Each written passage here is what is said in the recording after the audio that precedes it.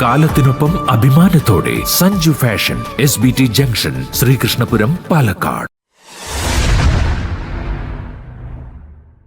ശ്രീകൃഷ്ണപുരം ഗ്രാമപഞ്ചായത്ത് വാർഡ് 13-ൽ കേരള സംസ്ഥാന government flood fund ഉപയോഗിച്ച് നവീകരണ പ്രവർത്തനം നടത്തിയ ചന്തപുര പാറ റോഡ് നാടിന് സമർപ്പിച്ചു.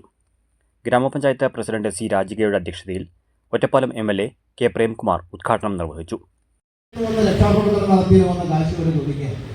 അത്തരമൊരു കാലത്ത് അർഹതപ്പെട്ട കേരളത്തിന് ലഭിക്കേണ്ട വിഹിതമൊക്കെ തടഞ്ഞു വെക്കുകയും തരാതിരിക്കുകയും ചെയ്യുന്ന ഒരു സന്ദർഭത്തിലും നാടിന്റെ വികസന ക്ഷേമ പ്രവർത്തനങ്ങളെ പരമാവധി അത് സാധ്യമാക്കാനുള്ള പരിശ്രമമാണ് നമ്മുടെ ഗവൺമെന്റ് നടത്തുന്നത് എന്നതുകൂടി നാം ഇന്ന് തിരിച്ചറിയേണ്ടതുണ്ട്.